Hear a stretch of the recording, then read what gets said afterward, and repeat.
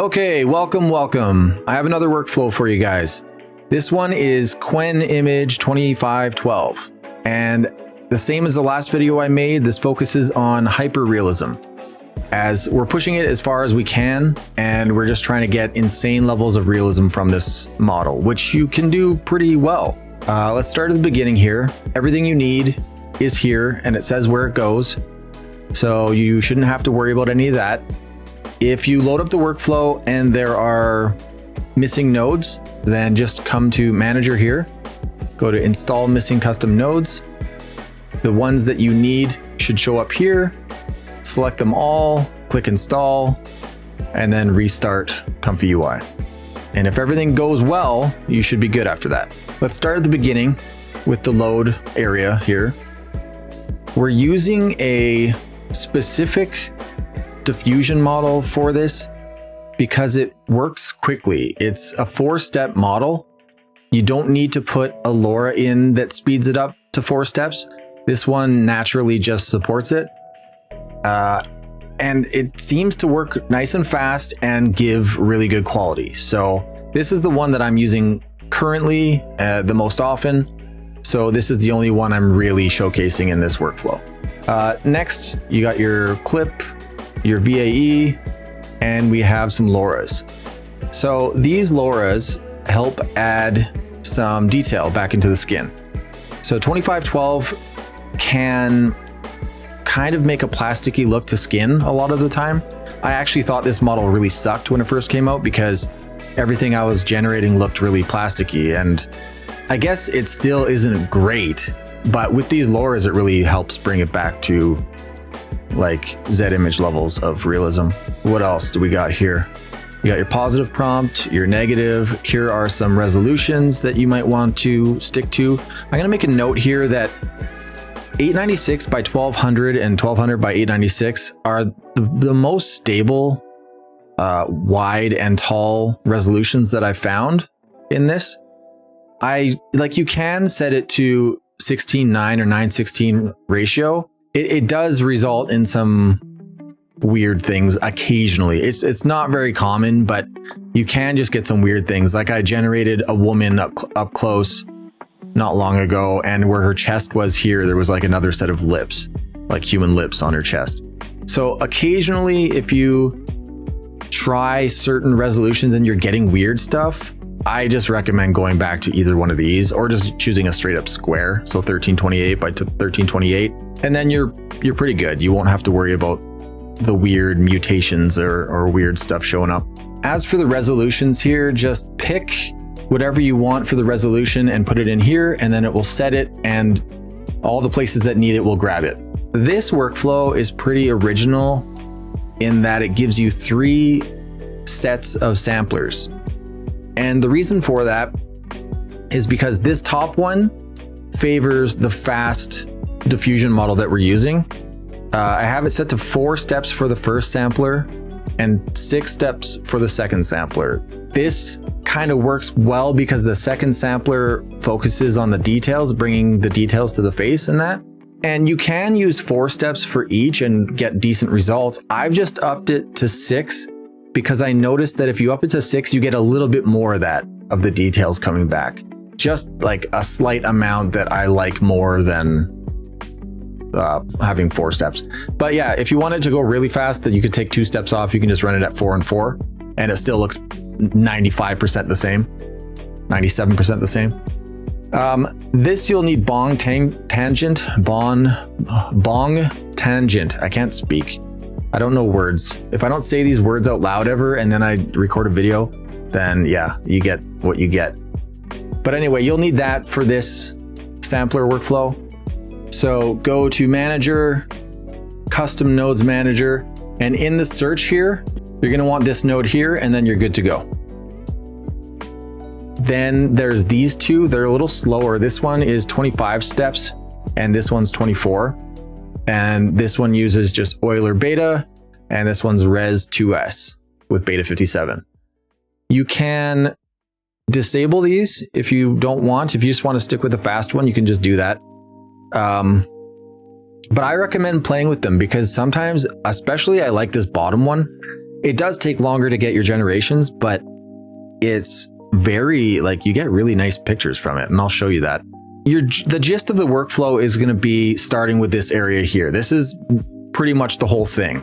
The only stuff I got over here is just the upscale to help bring it more realism and the post effects so that it makes it look pretty. Let's disable the upscale and post effects, and I'll generate all three of these so you can see. Okay, so it finished. So looking at the first one, this is the quick one, the 4 steps and 6 steps, and this is how it looks. Now that's a pretty good start. If you put it down to 4 steps, I'm not going to do it right this second, but if you put it down to 4 steps, you'll notice a little less like freckling and stuff on her face. Her skin will look a little more smooth, but I like this result as a starting place, and you'll see when I upscale it what it turns it to, and it just looks pretty good.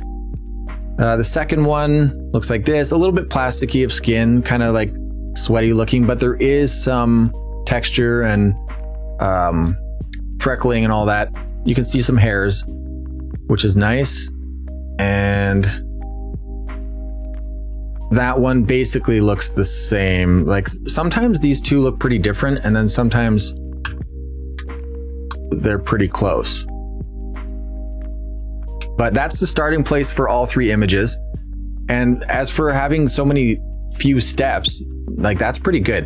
And I have noticed that the top one, the faster one, it always looks much different than these two. I'm not sure why, I guess just the samplers and stuff we're using.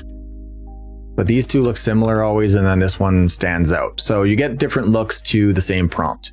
Now, when you finish generating these, it sets a output picture or image.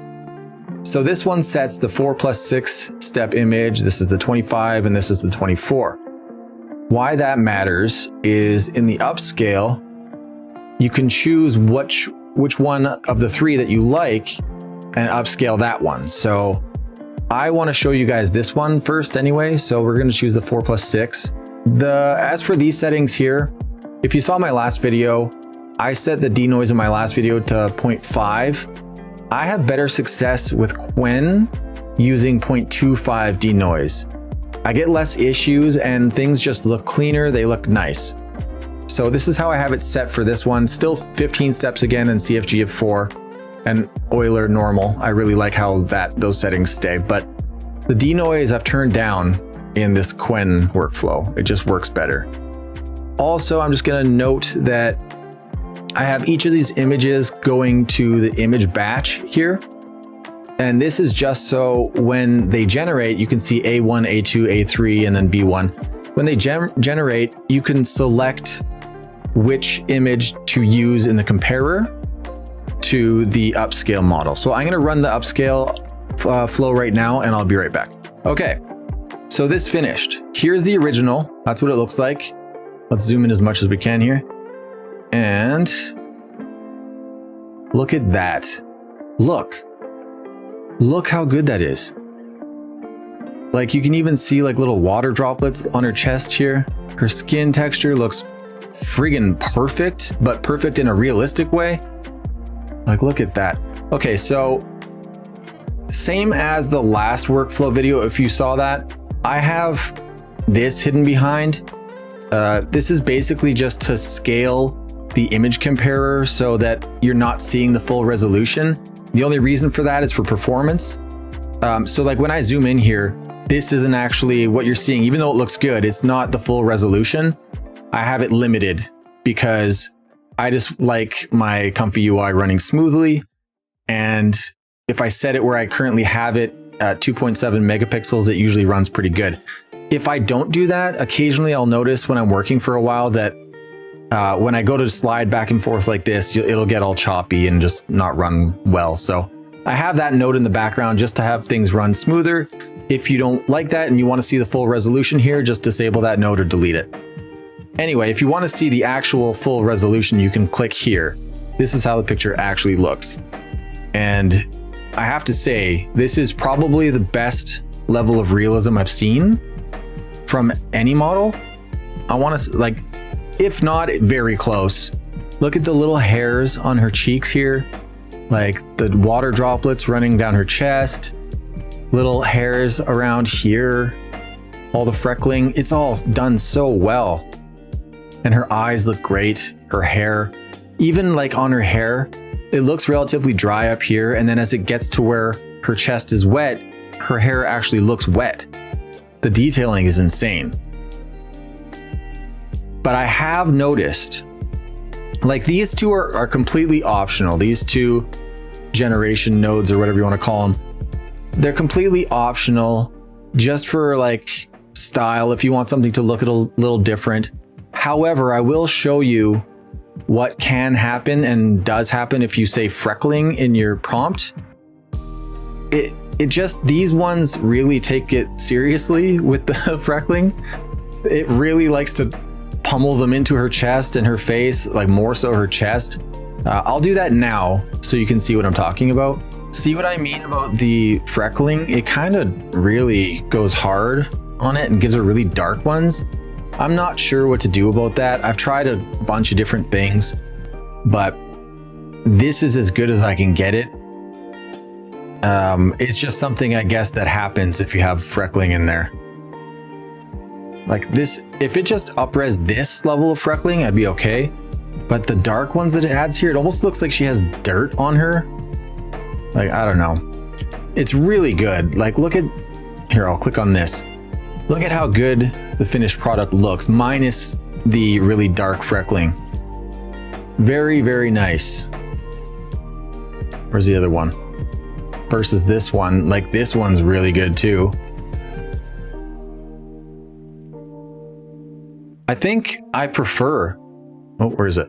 I prefer the quicker sampler where there's two samplers, but they're each using 4 to 6 steps. It just, the final result always turns out better. Sometimes I have noticed that it's a weird thing, but the personality in this one is never as good as these ones. These ones always seem to make her smirking a little bit, smiling, having like a playful look on her face. And this one's more like a mugshot most of the time. So if you're looking for something more expressive, I would definitely recommend using one of these. That's just an odd thing I noticed when generating this afternoon. Like this one always looks like she's straight-faced, mugshot kind of style. And yeah, kind of weird, but whatever. All right, so that's the gist of everything here. You can disable these ones, you know, and just work with this if you want. That's actually probably what I would recommend most of the time. If you are curious, enable the other ones just to see what they generate. They do take a little bit longer. These ones are each about twice as long as this takes, maybe even more. But it's not ridiculous. It's not horrible. I'm on a 24 gigabyte card of 4090, and this generates pretty quick. Let me do it right now. Total time it takes for generation is 25.43 seconds on my 4090.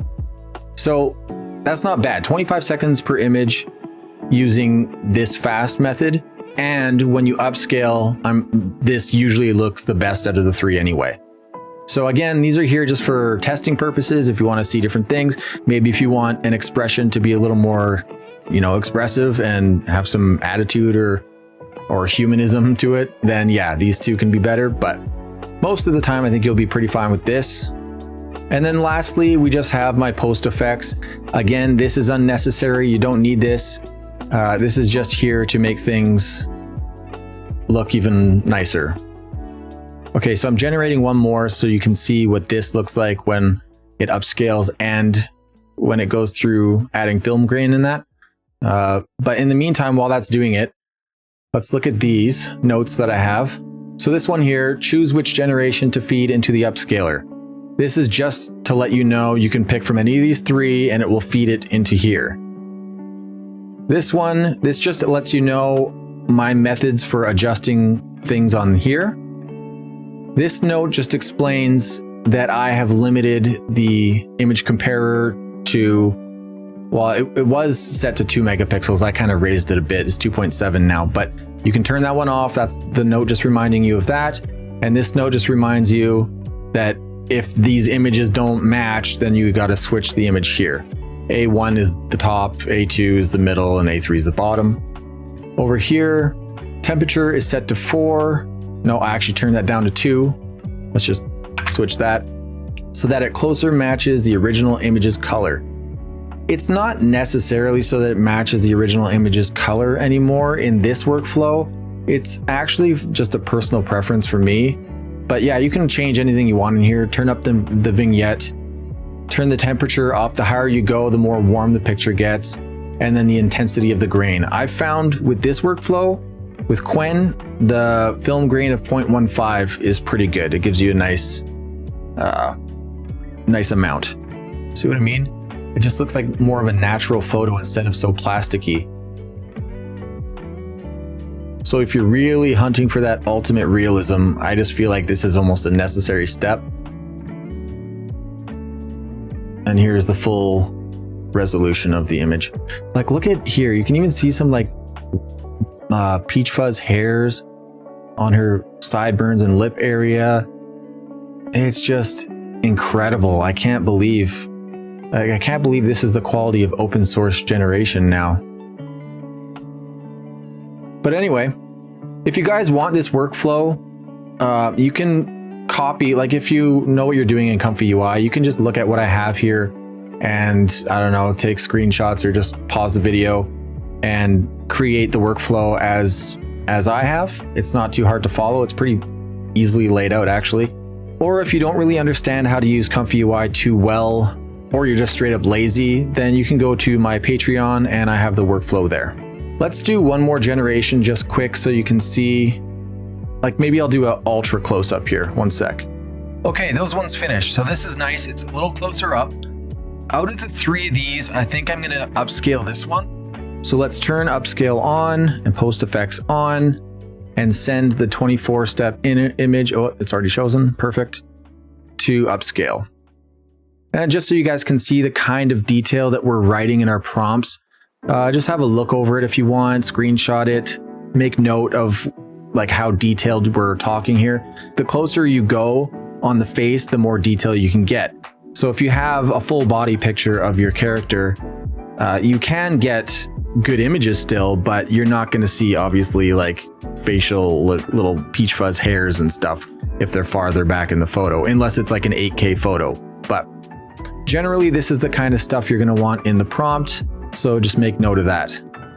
Also, I have the top one being fed these Loras, and it helps add the detail with the small amount of steps. These are pretty much necessary on this one.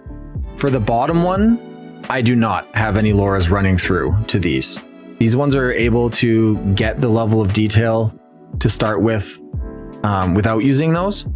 So just that's why these ones aren't running into this. I actually had Loras running into these ones and it didn't really seem to do much. It did add more to like too much freckling. So I just removed it. You don't need it. That's why there's 2 separate things here. Okay, so it finished. Let's go ahead and switch this to the right one. Here's before and here's after. Look at that. And if you want to see the full, okay, and then here's the with the film grain and vignettes and stuff. Here's how it looks. It's ridiculous almost the level of details you can get in this workflow with Qwen 2512, but it's also awesome. And it even nails like some of the skin texture. Like this is how skin looks in this area with you can see the pores, and then you get the little skin hairs. You get the little hairs on the side of the jaw there. Water drops. I don't like using the word insane. It's insane. Look at it. Look. Anyway, this is the workflow though. It looks maybe intimidating to those who don't understand or who don't use ComfyUI that often. But if you like, these are disabled or should be disabled when you first start out anyway. And honestly, I would disable these 2 as well and just start with this. So really, if you're looking at your workflow, this is the main beef of the workflow here anyway. You pretty much set your models, make sure you have your Loras on, and I usually set them from 0.6 to 0.7, somewhere in there. I leave this alone for the most part. You can experiment with 4 to 6 steps, maybe even, actually I tried 7 and 8 and they didn't really do much difference, but between 4 and 6 actually does make a little bit of difference on the detail on the face, especially if it's close up. So just play with it and yeah, let me know what you think. If I've left anything out, let me know in the comments. I'll try to include it in the next video. I'm trying to put out a workflow pretty much every couple days here, so I'm going to be busy. Let me know what you guys want as far as maybe styles or workflows that really help solve a problem for a niche, a crowd that uses ComfyUI in a certain way. Yeah, let me know. I will do my best to accommodate and get some good workflows for you guys. But thanks for watching. If you made it this far, give me a like or subscribe. If not, that's fine. And I will see you guys in the next one.